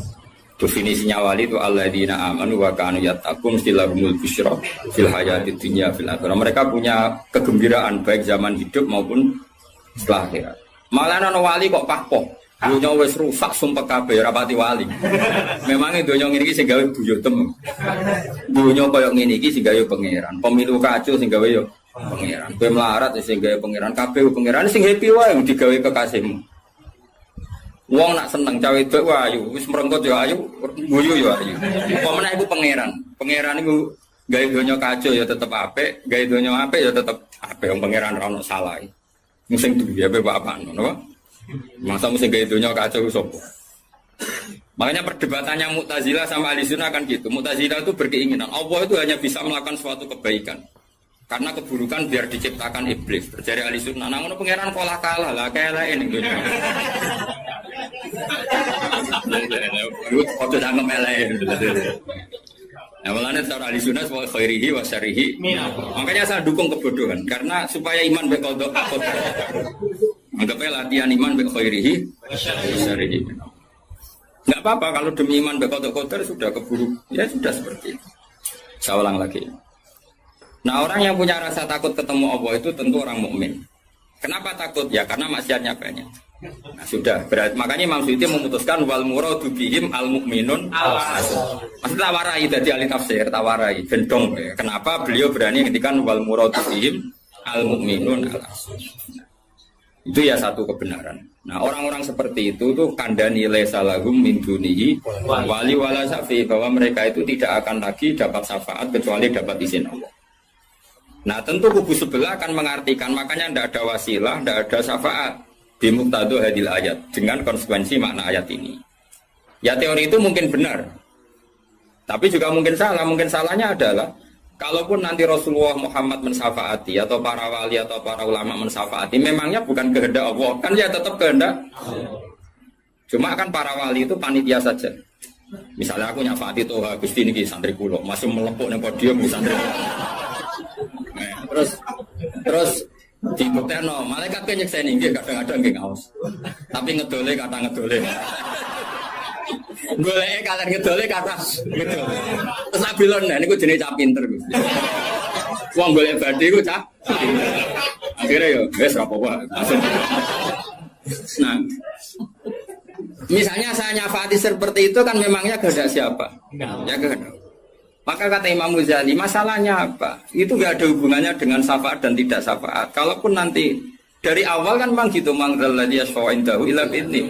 Di dunia otoritas yang milik Allah, nanti di akhirat juga milik Allah. Jadi ini penegasan tauhid yang normal saja, tidak ada konsekuensi makna, tidak ada syafaat.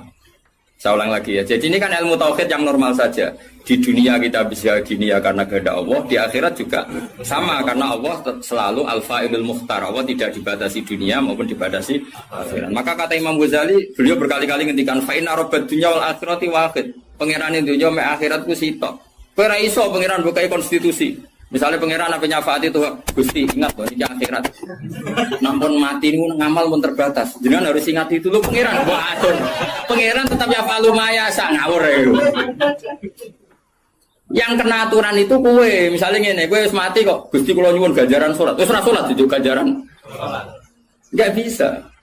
Tapi nak pangeran ngekei, kowe tak kei ganjaran salat nganti kiamat senajan to saiki wis ora iso salat. Kenapa Gusti? Ya terserah aku pangeran. Pangeran mau warai. Sehingga Allah itu tetap, makanya pendapat Ahlussunnah Jamaah itu pendapat paling normal karena memberi hak Tuhan bahkan ketika di akhirat. Nah, Mu'tazilah ora. Pangeran kudu tunduk pada konstitusi, batas amal. Batas akhir. Jadi kena limit. Jadi kaya kenaan pulsa.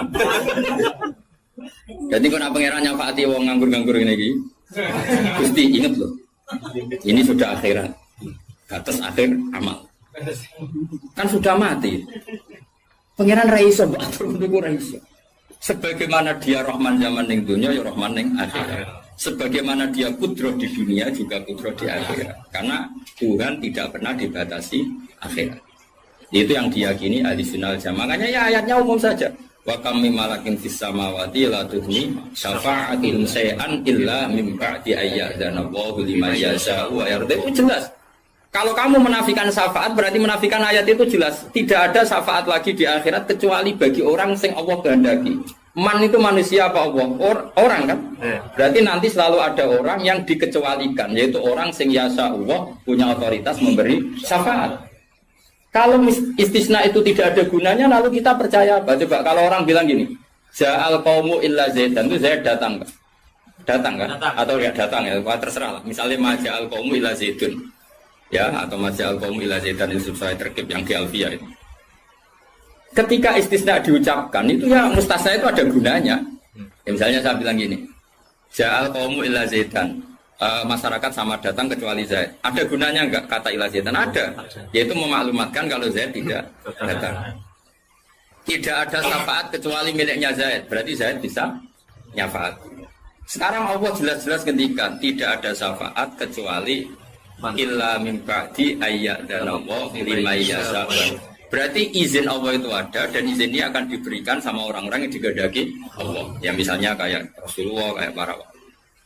Lalu kalau syafaat kamu nafikan secara kuliah, secara ekstrim, berarti istisna itu nggak ada gunanya. Lucu nggak Allah ngendikan, kemudian nggak ada gunanya. Misalnya santriku Fabel ahli sunnah, kecuali isi sitok. Ya kan ada betul. Ada betul, meskipun surotan apa? Surotan itu raine tok misalnya. Kabeh santriku nggo syiar Islam kecuali sitok niate mergawe kan mesti ada. Nah, itu kan. Mbok yo wong iku mikir gitu loh. Allah kan ngendikan manggal ladzi yashfa'indahu illa bin. Siapa yang bisa memberi syafaat kecuali dapat izin Allah. Kemudian mustasna ini dihilangkan. Orang anu syafaat blas. Berarti kalimat ini menjadi salah kan? Iya. Padahal kalimat dari Quran dia tidak ada syafaat kecuali mendapat izin. Berarti natijanya ya ada syafaat yang berlisensi, berizin. Ini tidak maunya mereka kubu sebelah bodiwa sebelah. Paham ya? Mau terus syafaat gak ada. Itu ayatin di ora ono ayat ngono. Ono ayat yang ngono, syafaat gak ada. Gak ada ayatnya itu ono istisna, tidak ada syafaat kecuali mendapat izin. Artinya apa? Ada syafaat kalau mendapat izin. Natijanya adalah isbatus syafaat, bahwa syafaat itu ada. Lah siapa itu? Ya mayyasa'u wa yarda, orang yang digandaki Allah dan diridani. Ya tentu saja sing ra diridani Allah kang nin neraka nyafati sapa kejet-kejet dhewe. Makanya ya kubu sebelah itu ya seperti itu. Dia mikirnya alaisa lahu min dunihi wa su'ai ka ono syafaat. Qala ta'ala, alhamdulillah do hafal Quran. Nah sing bantah ya hafal Quran padha wae, bantah-bantah. Ya seneng reporter yang mergo seru. Sing bingung sing alim Gus delok. Ngene cara bapak zaman Sugeng, aku delok omongane ngomong tambah goblok. Mergo tambah gak jurus yo. Tambah apa? Gak jurus, modho hafale kok bantah-bantah. Dagelan. Ayo dagelan. Kalau sering apa tidak bantah-bantah tiang, tak tantang. Kayak apal Quran, enggak. Apal hadis enggak. Kelas sampai aku ngaji ora debat. Debat itu kudu imbang. Masa Mike Tyson di musono LS Pikal. Ya mati no LS Pikal.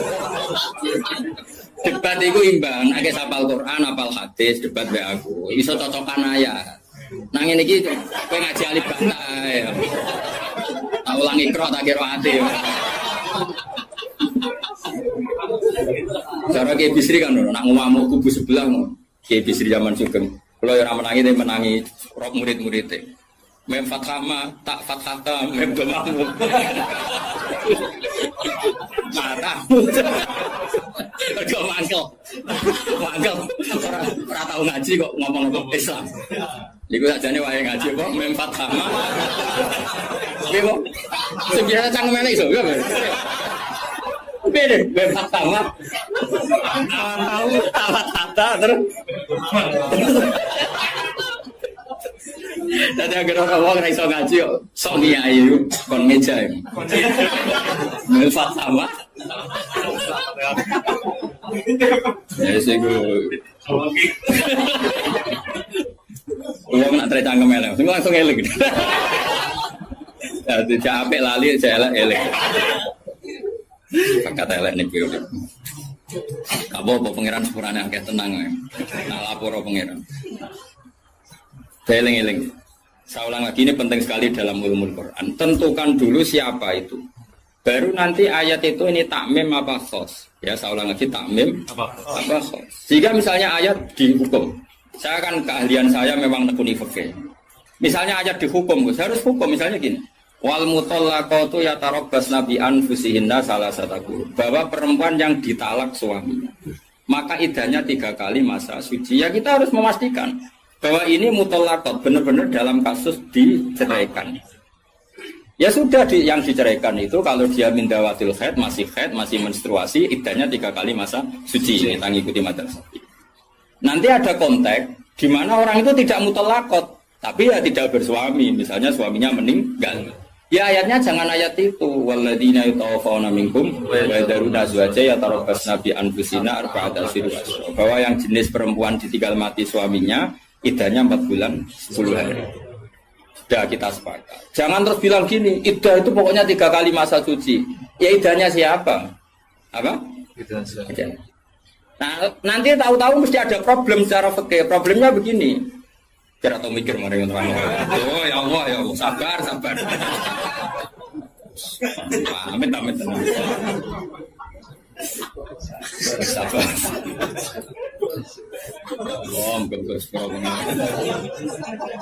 Problemnya kan gini mestinya gue. Juga tak ngaji. Jadi sunnah Rasul raih juga toh ngalim ya sunnah Rasul. Apal Quran ya sunnah, lomo ya sunnah. Jadi meskipun fair, kalau gue jabatan ya sunnah Rasul. Tapi sing ngalim ya sunnah Rasul. Milih di sing gampang sing angel. Cangkemmu aku rasa ngomong. Nah, rungono ya. Problemnya begini. Lalu apa semua orang tuh haid? Apa semua perempuan itu haid? Lalu kalau mutallaqat sudah tidak haid gimana? Padahal konteksnya. Nah ini makanya mirip kayak tadi syafaat. Ya yang diidahkan dengan haid ya yang haid. Kalau yang enggak haid ya kita cari ayat yang lain. Dan alhamdulillah kita hafal Quran sehingga tetap tahu. Yang enggak haid itu maksudnya ayat wallahi ya isna minal makhidhi min nisaikum in irtabtum fa'iddatuhunna salasatu asyhuri wallahi lam yahid. Jadi kalau perempuan tidak haid karena menopause itu iddahnya 3 bulan atau yang belum haid. Jelas ya. Jadi ayat itu pastikan subjeknya siapa tentang siapa, jangan langsung diartikan enggak ada syafaat. Dalile surat An'am nomor piro? Biasanya apa ayatnya refa ayatnya nomor itu. Lihat ayat nomor sekian. Nah ya itu bunine piye? Rata-rata iso to. Ora iso. Lah aku belok kowe ya ora iso pisan. Muatan ngomong, ahli sunnah zaman akhir ruwet, Pak. Dibela dibeli padha ra isane. Amit. Makanya kan kelihatan kalau syafaat itu ada kan tadi saya ulang lagi ya. Tidak ada syafaat kecuali kepada orang yang mendapat izin. Berarti harus ada aktornya. Orang yang mendapat izin itu harus ada. Dan itu Rasulullah SAW dan para sahabat, para wali, para ulama. Sama. Kalau perempuan itu iddah 3 kali masa haid atau masa suci berarti ada yang haid. Ya sudah kalau yang haid iddahnya seperti itu. Lalu yang enggak haid ya kita carikan karena pasti ada orang yang perempuan itu sudah ada haid. Nah itu ayatnya wallahi ya isna minal makhili min nisaikum in irtabtum fa'iddatuna salasatu asyhur wallahi lam yahid. Paham ya? Jelas ya? Artinya kita jelas. Ojo kok PP apa ayat itu terus pokoknya namanya iddah 3 kali masa suci. Terus ayat arba'ata asyhur wa asrobu lebok ning. Terus ada masalah lagi. Perempuan yang hamil itu tidak haid lagi. Nah itu masuknya ke ayat wa ulatul ahmali ajaluhunna ayyatuna hamlahun kalau hamil. Jadi ada sekian ayat tentang syafaat ada sekian ayat. Nah kebetulan kubu sebelah dan juga Anda podo-podo rapal lagi repotnya. Mulane bela ahli sunnah ini ya rugi zaman akhir. Jadi bilang berharap. Ngapa halus sekarang. Lomba menangan mata ngomong berkuat. Lah sing ora paham ya Eropa ya kalah. Malah kalah video Gus ora lomba. Yo kalah kono lumayan untuk umroh. Aku mulane kudu mlebu swarga rugi yakin akan mlebu swarga. Wis lomba ra menang ya ora apa. Ning dunya ora pati dimulyakno wong tekan mati kok mlebu neraka iku apa-apaan. Aku wis direncana ra gelem. Ora pantes ngapal Quran ben neraka ora pantes. Ngene malaikat Malik gak ngurmati Quran tuh. Saya kira nak dites ya tuh. Balik keren nih. Apa lo ayat ini? Bediseng ayat ini, wajah, wah pusing. Mau apa wali ibu kau mahu tidak jauh ilaihim. Saya ulang lagi ya. Jadi kalau kamu ingin alim tafsir itu tadi ya. Aktor itu pastikan siapa. Yang headnya salah satu Al-Qur'an itu siapa? Mutolak. Mutolakat yang idahnya salah satu Qur'an siapa? Ya, yang masih head. Kalau yang masih head gini. Yang sudah agak head lagi. Ya sama. Yang dapat syafaat itu siapa? Al-mu'minun al-asun. Orang mukmin yang kafir. Karena kalau orang kafir sudah jelas. Mansus mukhalladina finnar. Dia abadikan di neraka. Terus orang mukmin yang wali gak perlu syafaat. Karena memang sudah di surga kan gak perlu syafaati. Mana ada seorang ulama itu ngendikan ngene, "Ustaz anak soleh sing tenanan jawabin gak ngel-ngelo Kanjeng Nabi."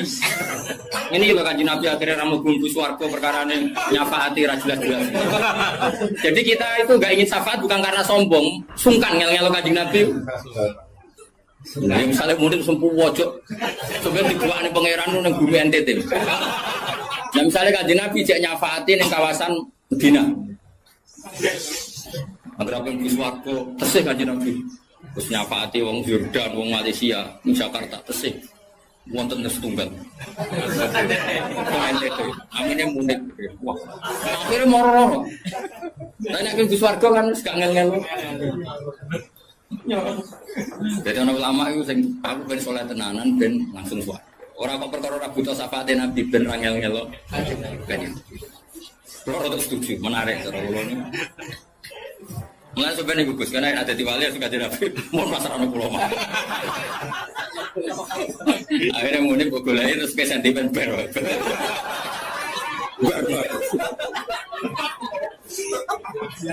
Bukan mau. Jadi saya ulang lagi ya. Jadi kalau ada satu kalam, saya ulang lagi ya. Kalau ja'al qaumu illa zaidan maka istisna ini pasti ada gunanya. Ya memang beberapa masyarakat datang kecuali syafaat itu tidak ada kecuali dapat izin. Berarti izin syafaat itu ada gitu. Paham ya? Izin syafaat itu ada. Kok terus muni ora ono syafaat itu kesimpulan konti, ngono. Paham? Dong kok? Berarti aswaja? Ya aswaja. Enggak usah training kan? Enggak usah training. Coba training balione gede jebule trainingnya ra mutu. Balione jadi kursus aswaja. Boleh ngomongin strategi politik. Kita nggak boleh kalah sama sebelah. Ini kursus aswaja, kursus politik. Agak senguni. Jemaah kabeh orang kok. Ya saya ulang lagi ya itu harus begitu ya. Jadi ayat itu harus seperti itu. Jadi mutolakot itu ada yang mindawatil khaid, ada yang tidak. Kalau mindawatil khaid idahnya salah satu huruf. Lalu ada orang yang jenisnya ulatul ahmal yang sedang hamil, itu idahnya ayyadhana hamlahu dengan melahirkan. Ada yang sudah ada haid kayak monopos, ya idahnya 3 bulan. Itu ada sekian kemungkinan, ya sudah statusnya dikembalikan ke statusnya, jangan ditambahin. Pokoknya yang namanya idah 3 kali masa suci. Ini untuk ilmu konti, kok mau jujur pokoknya. Tapi nak goblok kok jadi aja. Biasa wae digodi ning omah, Pak. Goblok kok diajak-ajak. Bahaya. Makanya Imam Suyuti berani ngetikan wal muradu bihim al mukminun al asun. Kenapa dikatakan mukmin? Karena masih ya khaufun, khawatir ketemu Allah dalam keadaan maksiat. Lah, khawatir ketemu Allah itu enggak siap itu artinya dia percaya adanya pertemuan. Berarti dia mukmin dengan kebangkitan. Beda dengan misalnya orang ateis, ngalami ya khaufun apa enggak? Enggak kan? Karena mereka yakin enggak ada kan. Itu cara berpikir Imam Suyuti wal muradu bihim al mukminun al asun. Jelas ya. Jadi contoh Masa alif maju. Mohon wis mandek. Lagi ganti ayat wala tatrudil ladzina ta'una rabbahum bil ghadati wal asyi. Ya secara balaghah hudat itu anggap saja ujung, asyi juga ujung. Jadi kalau dalam bahasa mana saja itu baina gumai gak dihitung ke sapi. Makanya kayak ojo terus mendingin. Berarti sing wajib mau sholat subuh be asar bahmu. Quran membahas esok sore. Ya orang ngono cara balaghah orang ngono dul-dul. Maksudnya ngomong ujung ambek ujung. Jadi torofail waktu, no? Torofail waktu, dua ujung waktu. Makanya sholat itu tetap 5. Engkau namanya terdalil ayat ini. Sholat itu penting pagi, sore. Berarti mau subuh, mau asar. Aliran sesat. Tawari balaghah ya. Jadi cara balaghah itu kan ono dzikrul badi wa iradatil. Itu logikanya gini. Logikanya itu ya seperti tadi. Allah ngitung ujung sama ujung. Makanya Syekh Nawawi itu tak biji wong apik tenan. Padahal beliau wong Jawa. Justru wong Jawa itu barokah. Nak ngarang itu tak Jawa itu paham. Mergo bahasa Arab Syekh Nawawi Banten itu kan rodok Jawa, Gus. Dadi ora bahasa Arab kaya wong Arab itu. Dene ra paham tafsirune kebangetan. Dadi kan sajane bahasa Arab itu wis gampang. Tapi aku mau dadi wong Arab waca tafsir munir ya bingung mergo bahasa Arab rodok Jawa. Lho kacau bahasa Arab Indonesia kan kacau misalnya Al-Jami'ah, Al-Islamiyah, Al-Indonesia. Cara orang Arab kan bingung. Piye terkipe? Al-Jami'ah, Al-Islamiyah. Itu mesti bingung. Bahasa Arab itu bener, tapi cara orang Arab itu bingung. Karena perasaan orang Arab orang Jawa beda. Karena pikiran orang Indonesia kan universitas itu Jami'ah. Islamiyah itu yang Islam, Indonesia itu bangsa Indonesia. Ya bahasa Inggris sama bahasa Indonesia kan ya beda. Maksud bersifat muqaddam mana kan beda. Tradisinya beda. Tapi alhamdulillah ya sudah seperti itu, Kak. Dalam Indonesia yang paham. Wong Arab sesuai ya paham.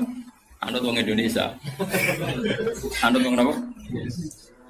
Sama saya kita bedai. Tidak, ini jawab saja. Kira ditakoki wong agama mau buka jawab ya? Islam kan? Oh, bener. Terus saya cawe itu ditakoki agama mau Islam kan? Karena master. Nama? Master itu bebas mudzakkar, bebas muannas. Tapi sekali pakai isim fa'il, ya sekali pakai isim fa'il. Anak kamu perempuan, semoga jadi anak solihah kan itu. Kalau lelaki semoga menjadi anak soleh. Ya begitu. Ada muslim, ada muslimah. Ya kan, ono hadirin, ono hadirat kan. Baik-baik lah. Mulane kadang ono mubalek gaya, assalamualaikum waalaikumsalam. Kok latihan bahasa Arab atau barang. Sebagian yang hadir kan perempuan ya. Assalamualaikum waalaikumsalam. Lah nek nuruti ngono malah kowe kesel karena tadi wong wedok ketemu wong wedok terus assalamualaikum nak sito. Nak loro alaikuma kan dia kesel. Kesel ora kira-kira. Mulane ora usah ngono. Nah ini penting ya secara bahasa. Nah. Sehingga di surat Waqiah, makanya sama turun sama Syekh Nawawi. Di surat Waqiah itu pangeran ngitung itu ya ujung ke ujung. Misalnya di surga itu surat Waqiah ya fi sidrim mahmud wa talhim mandud. Nah, wa dhilli mamdud wa ma itu gak sing terusane iku fi samulnya fi sidrim mahmud wa talhim mandud wa dhilli mamdud wa ma imaskum wa faqiyatin katsira lamaqtu atiwalam. Itu apa mencontohkan itu sidrin. Sidrin itu ya pohon yang daunnya itu kecil sekali. Jadi asidru kinayatun anil asjar sing yang kecil sekali, sing soghirun auraquha kira-kira gitu. Yang kecil sekali apa? Daunnya.